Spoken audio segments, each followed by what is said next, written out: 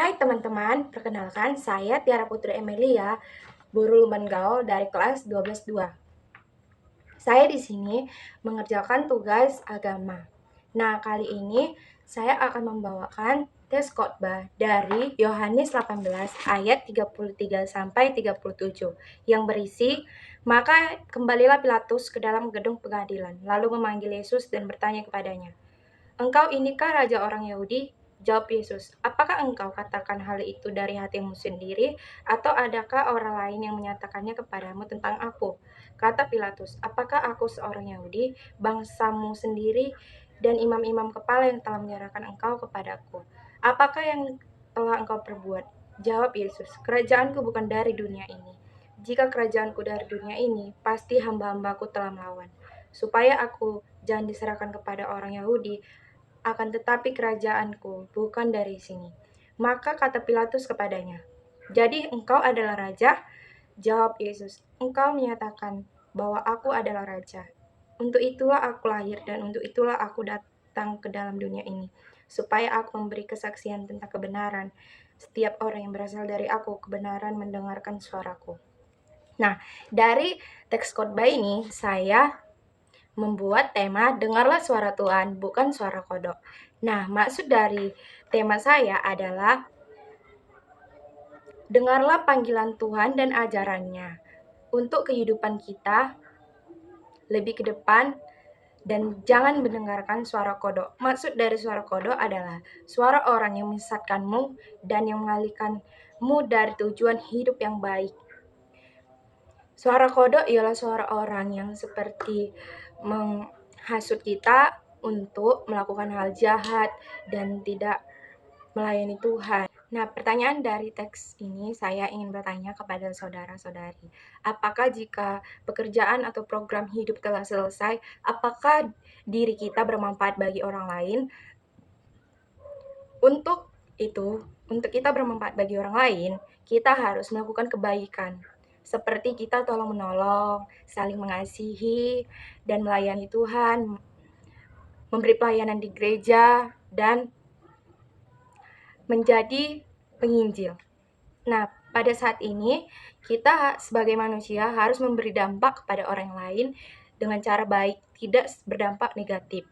Yang kedua, apa saja yang telah Anda jalani selama perjalanan hidup, seperti sedih, gembira, dan hal sebagainya. Pada saat kali ini, bahwa setelah menjalani hidup, kita harus tetap teguh, percaya, dan mengimani Yesus di dalam kita, agar segala hal yang kita lakukan ataupun yang akan terjadi di masa yang akan mendatang, kita tetap dilingkupi oleh orang-orang yang senantiasa kepada Yesus dan orang-orang yang mau bersatu padu persekutuan kepada kita untuk memuji dan menyembahkan Yesus. Nah, kali ini teks ini Yesus diadili, kebenarnya dinyatakan. Yesus memberi kebenaran seperti tadi di ayat yang ke-38. Yesus menyatakan, "Aku datang ke dalam dunia ini supaya aku memberi kesaksian tentang kebenaran. Setiap orang yang berasal dari kebenaran mendengarkan suaraku." Berarti di sini Yesus mewajibkan setiap orang untuk percaya dan memberitakan kebenaran dan tidak memberitakan hoaks atau isu-isu tentang hal-hal yang jahat dan tidak terjadi dengan kenyataan. Karena seperti yang kita ketahui, kalau mendengar suara Yesus itu adalah suara seperti kebaikan dan seperti buah-buah roh. Nah, pada saat ini kita sebagai hamba Yesus, kita harus menjadi pelaku sejarah. Pelaku sejarah itu yang saya ketahui adalah kita harus menjadi orang yang melayani Tuhan, memberi pertumbuhan iman orang lain melalui bimbingan rohani, mendorong perubahan positif di organisasi, berdoa, dan menjalani kehidupan dengan baik. Nah, yang terjadi di kehidupan kita sehari-hari sering terjadi bahwa orang mencari celah untuk menjatuhkan kita. Nah, untuk hal ini kita mempelajari bahwa kita harus menjadi pribadi yang masing-masing mengenal Yesus dan tidak menjatuhkan orang lain atau menyebar jadi pelaku isu dan hoaks. Oleh karena itu, kita sebagai orang yang akan menjalani hidup dan memberi dampak kepada orang lain, kita harus menjadi orang yang penyebar kebaikan. Nah, selanjutnya kita akan membahas tentang di kehidupan kita sehari-hari. Banyak orang yang mengambil celah atau menjatuhkan kita tanpa dengan kebenaran. Jadi kita sebagai hamba Kristen dan pengikut Yesus, kita harus menjadi orang yang menyebarkan kebaikan dan tidak menyebarkan isu. Nah, di dalam kehidupan kita sehari-hari, banyak seseorang yang akan menjatuhkan kita melalui celah sedikit. Nah, jika kita ditempatkan atau dipercayai oleh orang seperti tangan kanan bos dan orang terpercaya, kita harus menjaga kepercayaan itu dan berpegang tetap setia kepada orang yang telah mempercayai kita, tidak mengkhianatinya, membohonginya, dan menjatuhkannya. Tetapi kita harus mengasihinya dan menolongnya, mensupportnya dalam dampak positif. Nah, banyak orang yang mengatakan dia untuk seperti penyebar hoax dalam kehidupan sehari-hari atau penyebar isu itu, dia mengatakan yang sebenarnya itu seperti ini, seperti cerita. Seseorang akan bercerita, dia akan bercerita kepada orang terpercayanya. Dia percaya kepada satu orang ini, tetapi orang tersebut menceritakannya kepada orang lain lagi. Nah, bagi orang-orang yang percaya pada Yesus, kita harus mengingat ketika kepercayaan telah hilang, berkata jujur pun hampir tidak dipercayai.